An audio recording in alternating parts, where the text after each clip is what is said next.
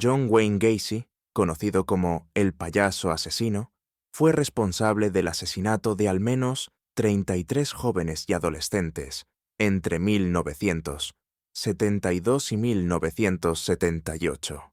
Su historia es una de las más perturbadoras del crimen moderno. Nació el 17 de marzo de 1942 en Chicago, Illinois, y creció en un hogar marcado por el abuso. Su padre, alcohólico y violento, lo maltrataba física y verbalmente, haciéndole sentir que nunca sería lo suficientemente bueno. Sin embargo, ya de adulto, Gacy buscó construir una imagen completamente opuesta. Se convirtió en un empresario exitoso, se involucró en la política local y participaba activamente en actividades comunitarias. Incluso se disfrazaba de Pogo el payaso para animar fiestas infantiles y eventos benéficos. Esa fachada amable y carismática ocultaba un lado oscuro y monstruoso.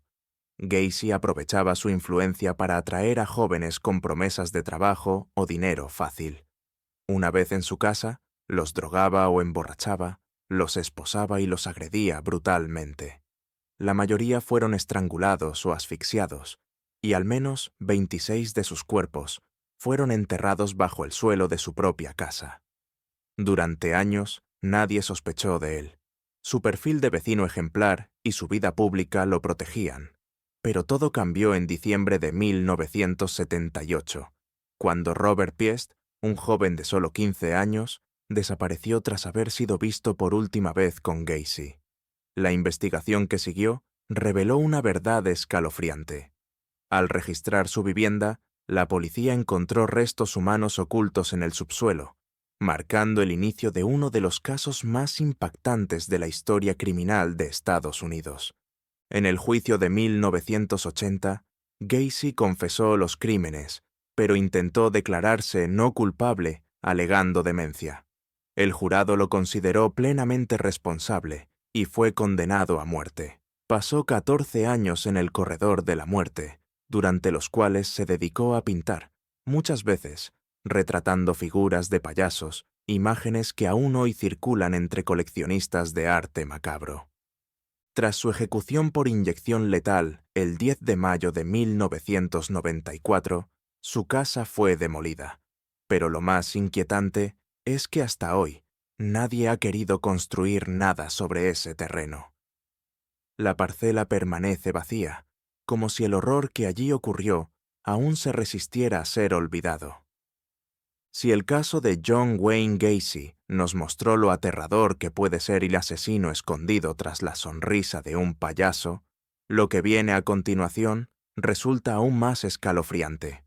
Un hombre que usaba una bata blanca y un estetoscopio, y que fue, durante décadas, considerado un médico ejemplar.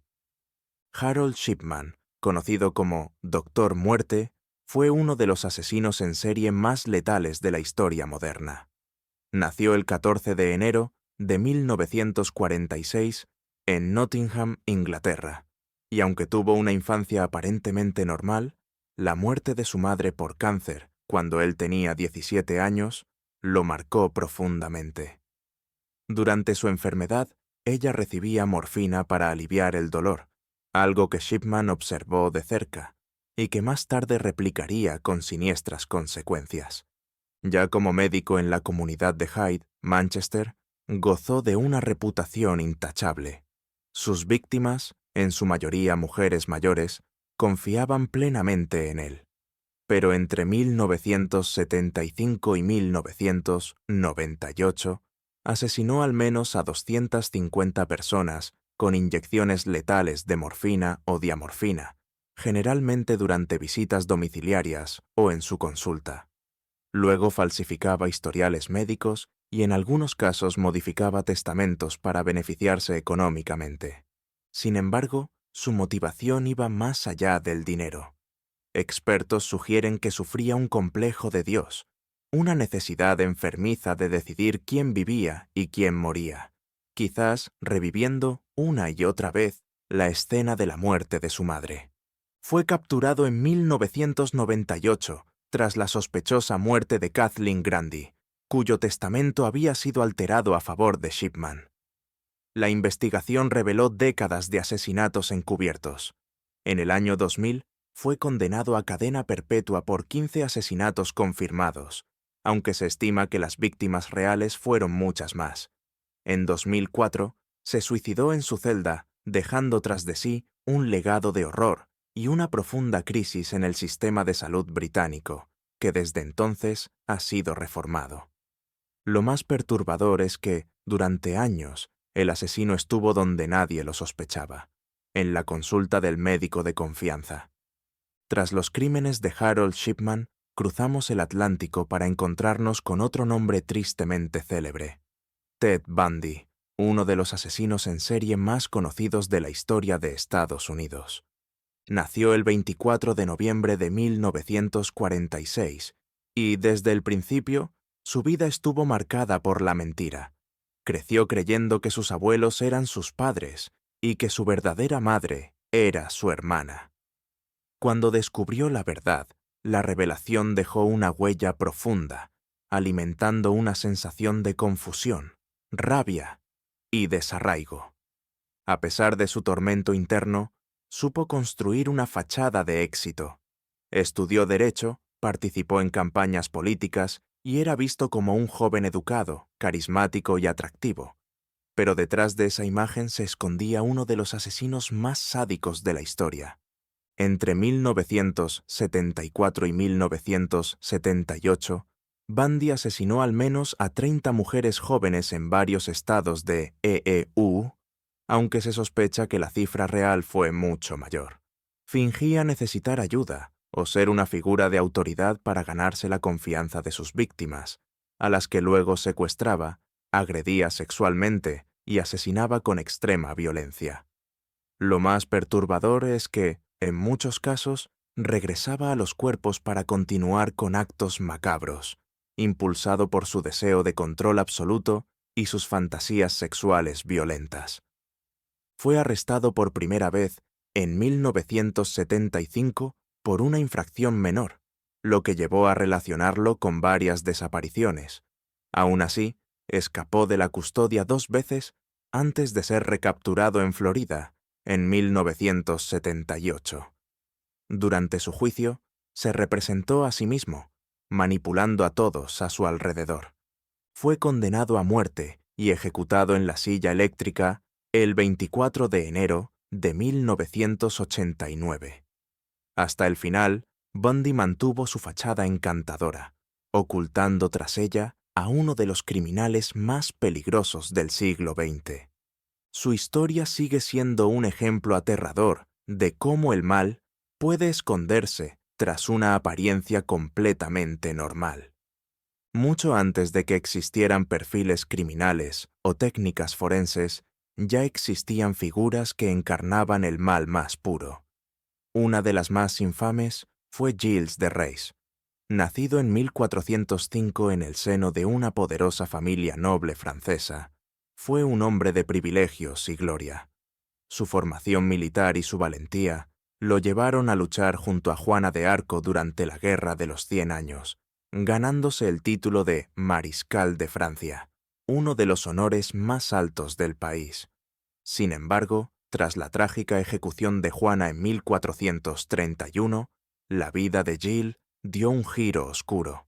Abandonó el ejército y comenzó a malgastar su fortuna en extravagancias y prácticas cada vez más inquietantes, incluyendo rituales de alquimia y ocultismo.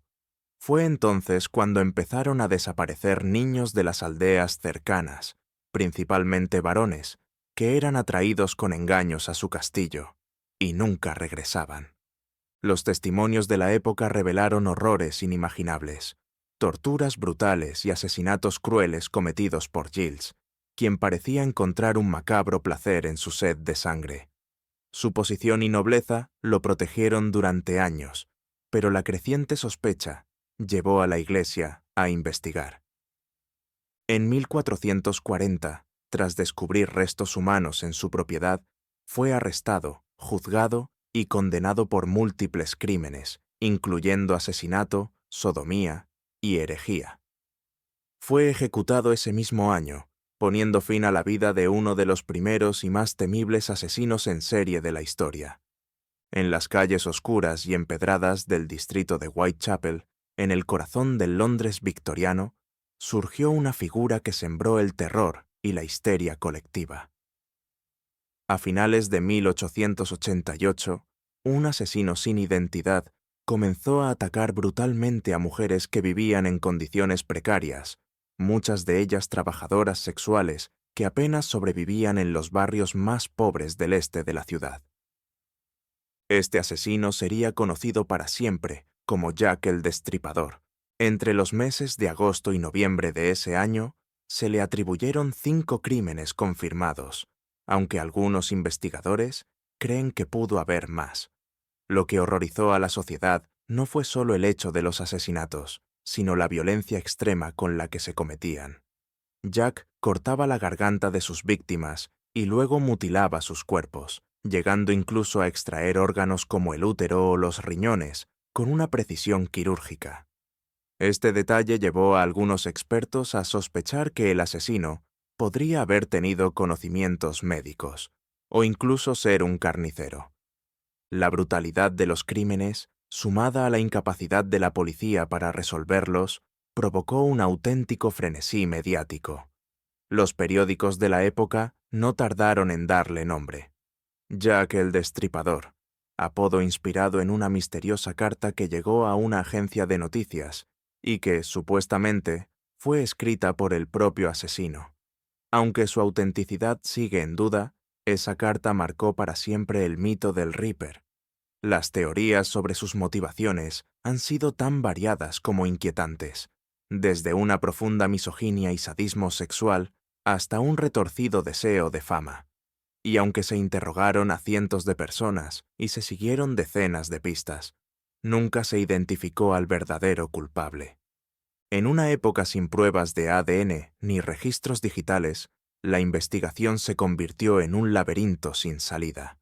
A día de hoy, más de un siglo después, el caso sigue sin resolverse, y Jack el Destripador permanece como uno de los asesinos más escurridizos y notorios de la historia criminal. Viajamos ahora a la ciudad que nunca duerme, Nueva York, en la convulsa década de los 70. Allí, un nombre sembró el terror durante meses: David Berkowitz, más conocido como el hijo de Sam. Nació en Brooklyn en 1953 y tuvo una infancia complicada, marcada por el rechazo y la confusión al descubrir que no era hijo biológico de sus padres adoptivos. Estos sentimientos de abandono, junto con la muerte de su madre adoptiva, contribuyeron a un desarrollo emocional turbulento.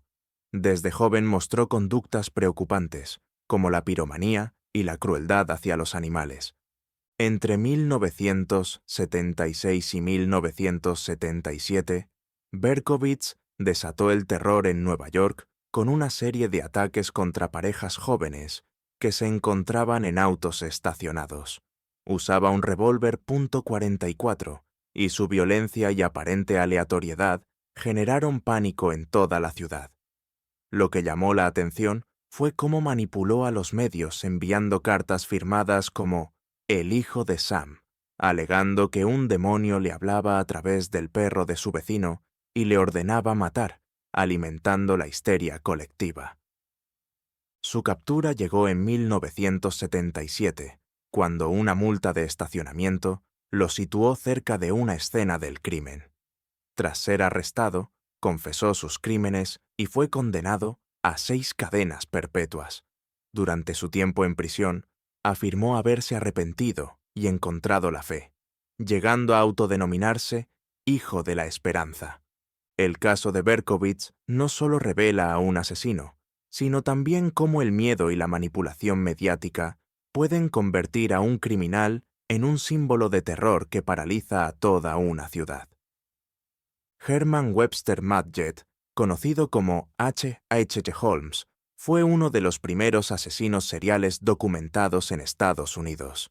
Nacido en 1861 en New Hampshire, desde joven mostró un oscuro interés por la muerte y la disección de animales. Estudió medicina en la Universidad de Michigan, donde adquirió conocimientos que luego utilizó con fines criminales.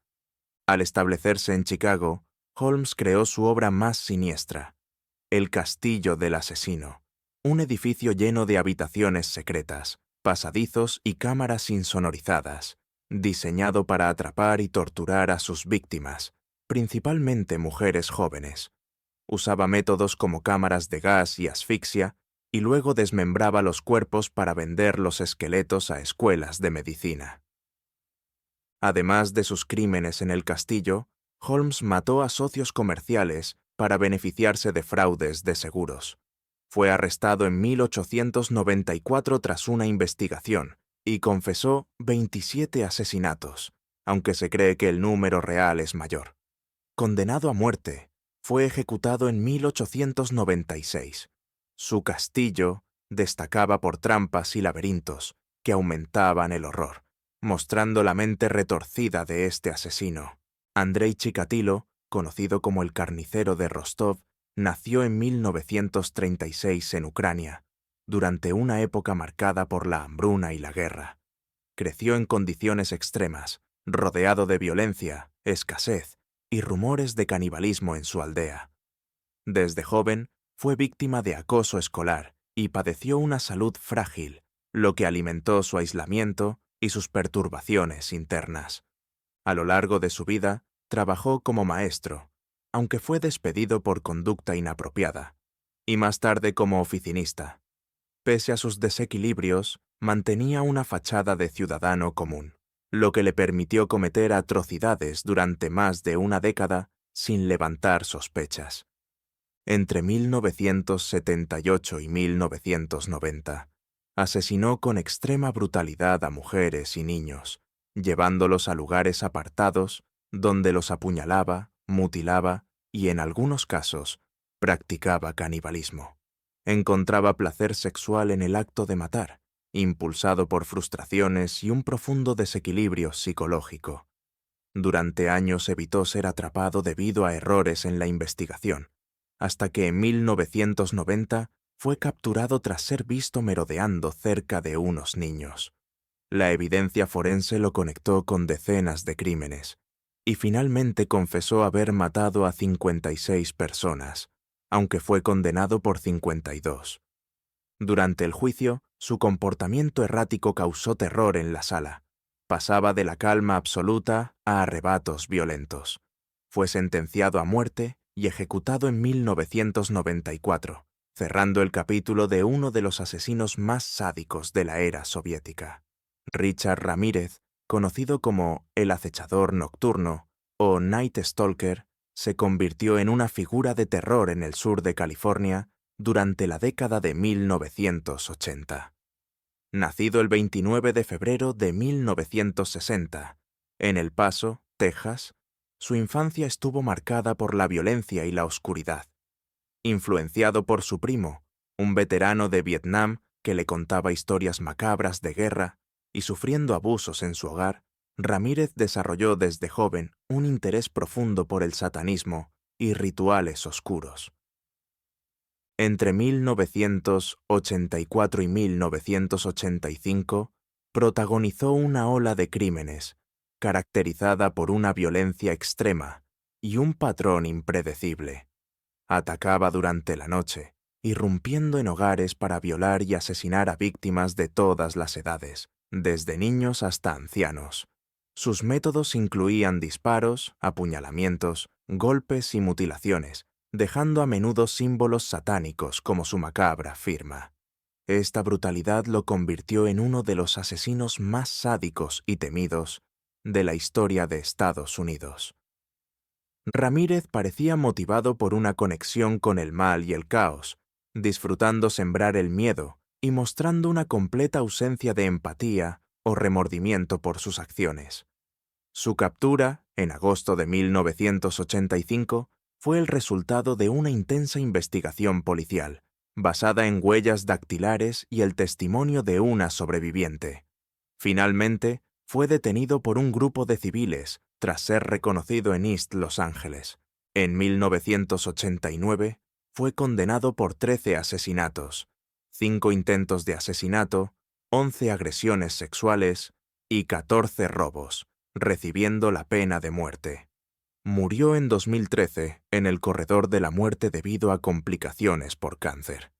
Si has aguantado hasta aquí, prepárate porque lo que viene es tan aterrador como fascinante. Este último caso no solo marcó una época, sino que también dejó una huella imborrable en la historia del crimen, desafiando toda lógica y sentido común. David Parker Ray, conocido tristemente como el Toy Box Killer, nació en 1939, en Nuevo México.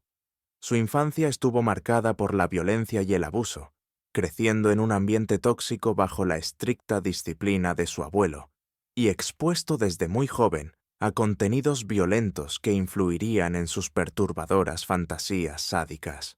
Aunque a simple vista parecía un hombre común, trabajando como mecánico y sin levantar sospechas, escondía un secreto aterrador. Ray construyó un tráiler insonorizado, al que llamó su Toy Box, o caja de juguetes, equipado con todo tipo de herramientas de tortura, desde sillas especiales hasta cadenas, látigos y equipos quirúrgicos. Con la ayuda de cómplices, atraía mujeres hasta ese lugar, donde eran drogadas, atadas y sometidas a abusos extremos que podían durar días. Lo más escalofriante es que grababa las voces de sus víctimas, capturando sus gritos y súplicas, como un retorcido recuerdo de su tormento. Aunque se sospecha que mató a varias mujeres, nunca se encontraron cuerpos, dejando muchas preguntas sin respuesta sobre la verdadera magnitud de sus crímenes. Finalmente, en 1999, la valentía de Cynthia Vigil, una de sus víctimas, permitió que escapara y alertara a las autoridades, lo que llevó a la captura de Ray. Fue condenado a más de 200 años de prisión, pero murió en 2002, mientras cumplía su condena, cerrando un capítulo oscuro que aún inquieta por su brutalidad y frialdad. Después de repasar estos casos tan extremos y perturbadores, queda claro que la mente humana puede ocultar oscuridades inimaginables, desde la brutalidad de Jack el Destripador hasta la sed de control de Ted Bundy, pasando por el misterio macabro de Herman Holmes o la locura violenta de Richard Ramírez. Estos criminales nos recuerdan lo frágil que es la línea entre la civilización y el caos. Si has llegado hasta aquí, cuéntame en los comentarios cuál de estos casos te impactó más. No olvides suscribirte para más contenido que explora los misterios más oscuros de la historia.